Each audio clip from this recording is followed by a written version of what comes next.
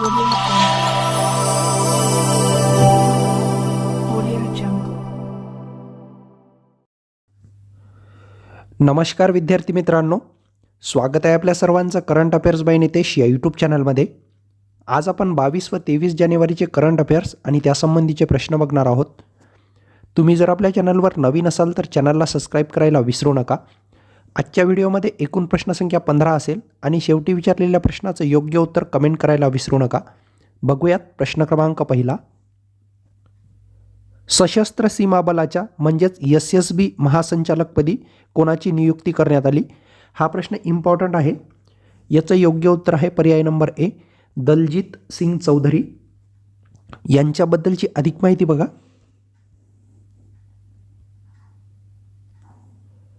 सशस्त्र सीमा बल महासंचालकपदी दलजीत सिंग चौधरी यांची नियुक्ती झाली. 1990च्या बॅचचे IPS आहेत ते आणि उत्तर प्रदेश हे त्यांचं केडर आहे. सध्या CRPFमध्ये ते विशेष महासंचालक या पदावर कार्यरत आहेत. SSBची स्थापना 20 डिसेंबर 1963ला झाली होती आणि याचे बोधवाक्य आहे सेवा, सुरक्षा आणि बंधुता आणि याचे मुख्यालय नवी दिल्ली येथे आहे. यावर अपेक्षित प्रश्न बघा. सशस्त्र सीमा बल याच्या महासंचालकपदी कोणाची नियुक्ती करण्यात आली असा सिंगल लाईन क्वेश्चन इथे येऊ शकतो. सोबतच ते कोणत्या बॅचचे IPS आहेत हे पण लक्षात ठेवा. आणि मल्टीलाईन क्वेश्चन आला तर SSBबद्दल 1-2 स्टेटमेंट असू शकतं. समोर काही नियुक्त्या आहेत त्या पण महत्त्वाच्या आहेत आपल्यासाठी, कारण याच्यावर पण तुम्हाला प्रश्न येऊ शकतो. CISF महासंचालकपदी नीना सिंह यांची नियुक्ती झालेली आहे. CRPF महासंचालक अनीश दयाल सिंग आहेत. ITBP महासंचालक राहुल रसगोत्रा आहेत. SSB महासंचालक दलजीत सिंग चौधरी आणि महाराष्ट्र पोलीस महासंचालक म्हणून रश्मी शुक्ला यांची नियुक्ती करण्यात आलेली आहे. येथे 3 प्रकारे प्रश्न येऊ शकतो. एक म्हणजे तुम्हाला सिंगल लाईन क्वेश्चन विचारू शकतील, CISF महासंचालक, CRPF महासंचालक, ITBP महासंचालक म्हणून कोणाची नियुक्ती झाली, किंवा जोड्या लावा स्वरूपात एक प्रश्न येऊ शकतो आणि अयोग्य जोडी ओळखा असा एक प्रश्न येऊ शकतो. समोरचा प्रश्न बघा. प्रश्न क्रमांक 2.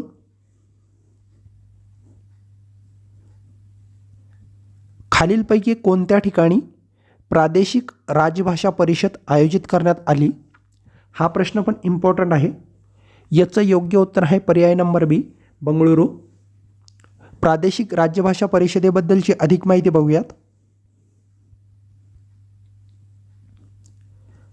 प्रादेशिक राजभाषा परिषद याची आवृत्ती आहे 3री. यापूर्वीच्या 2 परिषदा मुंबई आणि जोधपूर या 2 ठिकाणी आयोजित करण्यात आल्या होत्या आणि 3री परिषद बंगळुरू कर्नाटक येथे आयोजित करण्यात आलेली आहे 2023-24 या वर्षातील. याचा उद्देश आहे कार्यालयीन कामकाजात हिंदीच्या पुरोगामी वापराला चालना देणे. याचं आयोजन गृह मंत्रालयाचा राजभाषा विभाग करतो आणि याची अंमलबजावणी कॅनरा बँकेमार्फत करण्यात येणार आहे. उद्घाटन केंद्रीय गृहराज्यमंत्री अजय कुमार मिश्रा यांच्या हस्ते करण्यात आलं होतं. यावर अपेक्षित प्रश्न बघा. प्रादेशिक राजभाषा परिषद कोणत्या ठिकाणी आयोजित करण्यात आली? एक तर तुम्हाला जिल्हा विचारतील, शहर विचारतील किंवा राज्य विचारतील. या परिषदेचे आयोजन कोणामार्फत करण्यात येते? तर राजभाषा विभाग हा विभाग लक्षात ठेवा तुम्ही. सोबतच याची अंमलबजावणी कोणती बँक करते? कॅनरा बँक. आणि याचं उद्घाटन कोणाच्या हस्ते झालं? असे 4 प्रश्न इथे अपेक्षित आहेत. नेक्स्ट प्रश्न बघा. प्रश्न क्रमांक 3. खालीलपैकी कोणत्या शहरात आयुष दीक्षा केंद्राची पायाभरणी करण्यात आली? हा प्रश्न पण इम्पॉर्टंट आहे. याचं योग्य उत्तर आहे पर्याय नंबर सी, भुवनेश्वर. या केंद्राबद्दलची अधिक माहिती बघूयात. आयुष दीक्षा केंद्र आणि हे अशा प्रकारचे पहिलेच केंद्र आहे, त्याच्यामुळे महत्त्वाचं आहे. याची पायाभरणी भुवनेश्वर, ओडिशा येथे करण्यात आलेली आहे. सर्बानंद सोनोवाल जे की केंद्रीय आयुष आणि बंदरे, जहाज बांधणी आणि जलमार्ग मंत्री आहेत, यांच्या हस्ते याची पायाभरणी करण्यात आली आणि याला खर्च आहे 30 कोटी रुपये. यावर 2 प्रश्न अपेक्षित आहेत. एक म्हणजे आयुष दीक्षा केंद्राची पायाभरणी कोणत्या ठिकाणी करण्यात आली? एक तर शहर विचारतील किंवा राज्य विचारतील. आणि याची पायाभरणी कोणाच्या हस्ते करण्यात आली? तर सर्बानंद सोनोवाल. असे 2 प्रश्न इथे अपेक्षित आहेत. समोरचा प्रश्न बघा. प्रश्न क्रमांक 4. खालीलपैकी कोणत्या ठिकाणी जगातील सर्वात मोठे सौर ऊर्जा स्रोत पथदीप मार्ग उभारण्यात आला आहे किंवा करण्यात आली? याचं योग्य उत्तर आहे पर्याय नंबर डी, अयोध्या. यासंबंधीची अधिक माहिती बघा. जगातील सर्वात मोठे सौर ऊर्जा स्रोत पथदीप मार्ग, ठिकाण आहे अयोध्या. 2 ठिकाणादरम्यान हा पथमार्ग असेल. एक म्हणजे गुप्तार घाट ते निर्माली कुंड असा 470 सौर ऊर्जा दीप इथे उभारण्यात आलेले आहेत आणि याचा विस्तार आहे 10.2 किमी. यावर एकच प्रश्न अपेक्षित आहे, जो म्हणजे आपण घेतलेला आहे तो. समोरचा प्रश्न बघा. प्रश्न क्रमांक 5. नुकताच कोणाला महाराष्ट्र साहित्य परिषदेचा 2024 या वर्षाचा जीवनगौरव पुरस्कार जाहीर करण्यात आला? याचं योग्य उत्तर आहे पर्याय नंबर ए, रा. बोराडे. यांच्याबद्दलची अधिक माहिती बघा. महाराष्ट्र साहित्य परिषद 2024 या वर्षातील जीवनगौरव पुरस्कार हा जाहीर झालेला आहे रा. बोराडे यांना, जे ज्येष्ठ साहित्यिक आहेत. या पुरस्काराचे स्वरूप आहे 25,000 रुपये. त्यांची एक कादंबरी प्रसिद्ध आहे, तिचं नाव आहे पाचोळा. येथे अपेक्षित प्रश्न बघा. मराठवाडा साहित्य परिषदेचा 2024 या वर्षाचा जीवनगौरव पुरस्कार कोणाला जाहीर करण्यात आला? त्याच्यानंतर या पुरस्काराचे स्वरूप किती आहे? सोबतच असाही प्रश्न येऊ शकतो, रा. बोराडे हे कोणत्या क्षेत्राशी संबंधित आहेत? तर साहित्यिक आहेत ते. आणि अजून एक प्रश्न की पाचोळा ही कादंबरी कोणी लिहिली किंवा याचं लिखाण कोणामार्फत करण्यात आलं? असे 3 प्रश्न इथे अपेक्षित आहेत. समोरचा प्रश्न बघा. प्रश्न क्रमांक 6. आदित्य ब्राह्मणे ला मरणोत्तर प्रधानमंत्री राष्ट्रीय शौर्य पुरस्कार जाहीर करण्यात आला. हा कोणत्या जिल्ह्यातील आहे? मागे 2019च्या कंबाईन प्रीला असाच एक प्रश्न येऊन गेलेला आहे. व्यक्ती दिली होती आणि ती कोणत्या जिल्ह्याशी संबंधित आहे असा प्रश्न विचारलेला आहे. त्याच्यामुळं हा प्रश्न महत्त्वाचा आहे. याचं योग्य उत्तर आहे पर्याय नंबर बी, नंदुरबार. या मुलाबद्दलची अधिक माहिती बघा. आदित्य ब्राह्मणे, ठिकाण आहे नंदुरबार. प्रधानमंत्री राष्ट्रीय शौर्य पुरस्कार जाहीर करण्यात आलेला आहे आणि त्यांना हा पुरस्कार मरणोत्तर जाहीर झालेला आहे. एकूण 19 जणांना हा पुरस्कार जाहीर झालेला आहे, ज्यामध्ये 9 मुले आणि 10 मुलींचा समावेश आहे. या पुरस्काराचं वितरण 22 जानेवारी 2024ला राष्ट्रपतींच्या हस्ते करण्यात येणार आहे. समोरचा प्रश्न बघा. प्रश्न क्रमांक 7. हा प्रश्न पण इम्पॉर्टंट आहे.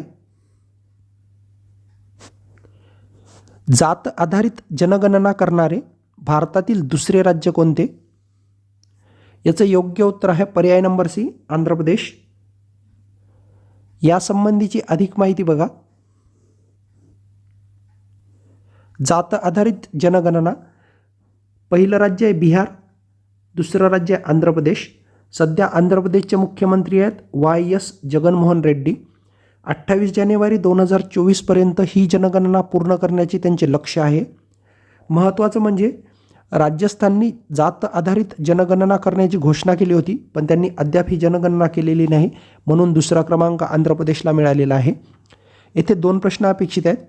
जात आधारित जनगणना करणारे भारतातील पहिले राज्य कोणते? बिहार. आणि जात आधारित जनगणना करणारे भारतातील दुसरे राज्य कोणते? समोरचा प्रश्न बघा. प्रश्न क्रमांक 8.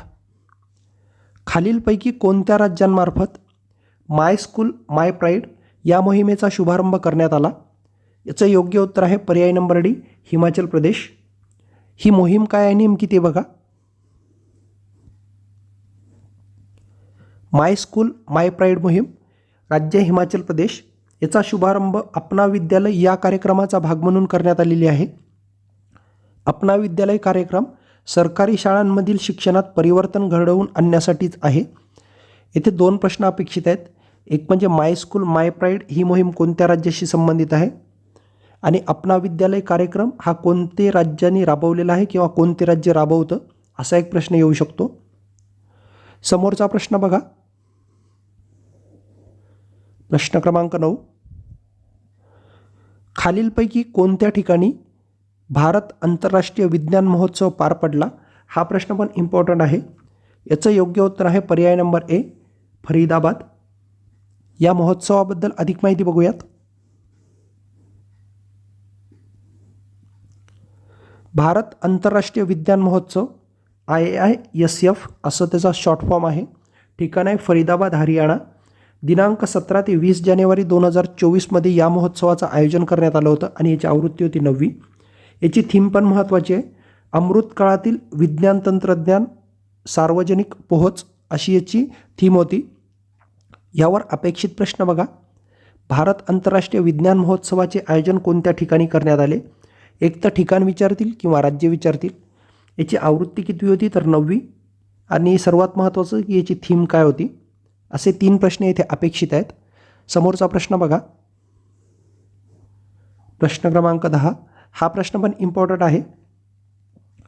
आर्थिक वर्ष 2022-23साठी आर्थिक क्षेत्र, बँकिंग आणि विमा व्यतिरिक्त श्रेणी अंतर्गत आर्थिक अहवाल उत्कृष्टतेचा ICAL अर्थात भारतीय सनदी लेखापाल संस्थेचा पुरस्कार कोणत्या महारत्न कंपनीला प्रदान करण्यात आला?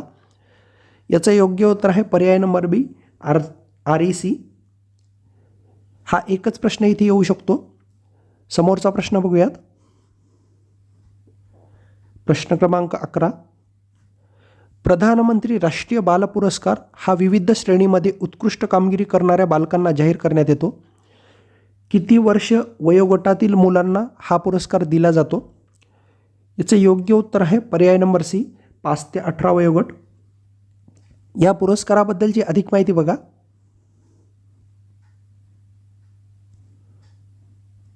प्रधानमंत्री राष्ट्रीय बाल पुरस्कार 19 मुलांची निवड यामध्ये करण्यात आलेली आहे, ज्यामध्ये 9 मुले आणि 10 मुलींचा समावेश आहे. हे पण लक्षात असू द्या. हा पुरस्कार जाहीर कोण करतं किंवा कशासाठी करण्यात येतो ते बघा. असामान्य क्षमता आणि उत्कृष्ट कामगिरी करणाऱ्या मुलांना हा पुरस्कार जाहीर होतो.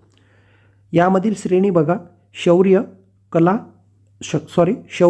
आणि संस्कृती, पर्यावरण, नवोन्मेष, विज्ञान तंत्रज्ञान, समाजसेवा आणि क्रीडा या क्षेत्रामध्ये हा पुरस्कार जाहीर करण्यात येतो. वयोगट आहे 5 ते 18 वयोगट आणि या पुरस्काराचं वितरण 22 जानेवारी 2024ला राष्ट्रपतींच्या हस्ते होणार आहे. समोरचा प्रश्न बघा. प्रश्न क्रमांक 12. हा प्रश्न पण इम्पॉर्टंट आहे, याला तुम्ही स्टार मार्क करून ठेवा. नुकताच घोषित करण्यात आलेले आटपाडी वनसंवर्धन राखीव क्षेत्र कोणत्या जिल्ह्यात आहे? याचे योग्य उत्तर आहे पर्याय नंबर डी, सांगली जिल्हा. याबद्दलची अधिक माहिती बघा.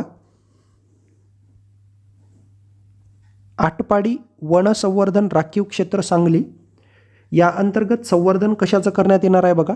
श्वानकुळातील लांडगा, तरस, कोल्हा आणि खोकड या प्राण्यांचे येथे संवर्धन करण्यात येणार आहे आणि हे क्षेत्र 9.48 स्क्वेअर किलोमीटर आहे.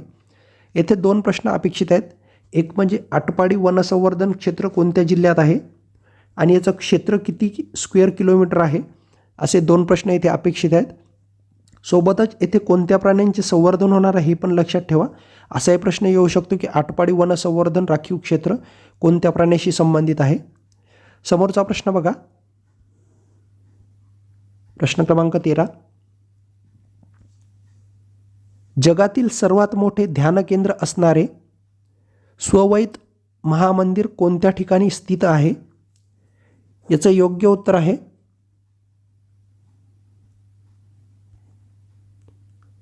पर्याय नंबर ए, वाराणसी. यासंबंधीची अधिक माहिती बघा.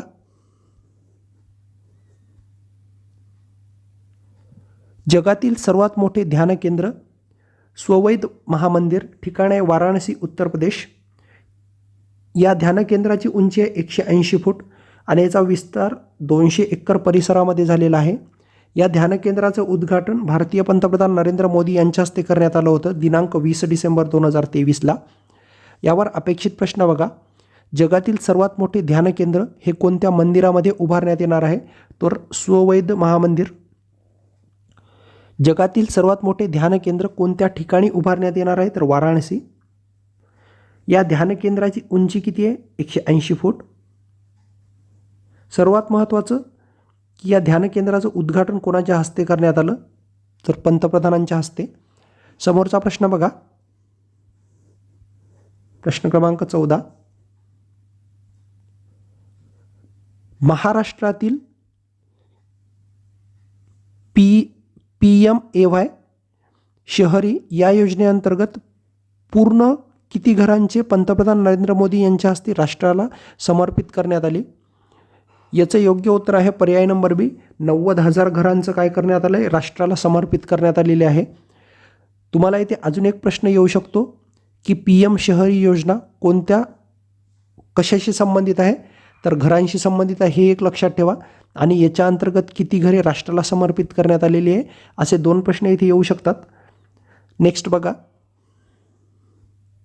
प्रश्न क्रमांक 15. विंग इंडिया अवॉर्ड 2024मध्ये कोणत्या विमानतळाला वर्षातील सर्वोत्कृष्ट विमानतळ पुरस्काराने गौरवण्यात आले? याचं योग्य उत्तर आहे पर्याय नंबर सी, A व B, म्हणजेच बंगळुरू विमानतळ आणि इंदिरा गांधी इंटरनॅशनल विमानतळ दिल्ली. हे दोन्ही विमानतळ लक्षात ठेवा तुम्ही, महत्त्वाचे आहेत. तुम्हाला विचारलेल्या कालच्या प्रश्नाचं योग्य उत्तर बघा काय आहे ते. कालचा प्रश्न होता 27व्या राष्ट्रीय युवा महोत्सवात कोणत्या राज्याने विजेतेपद पटकावले?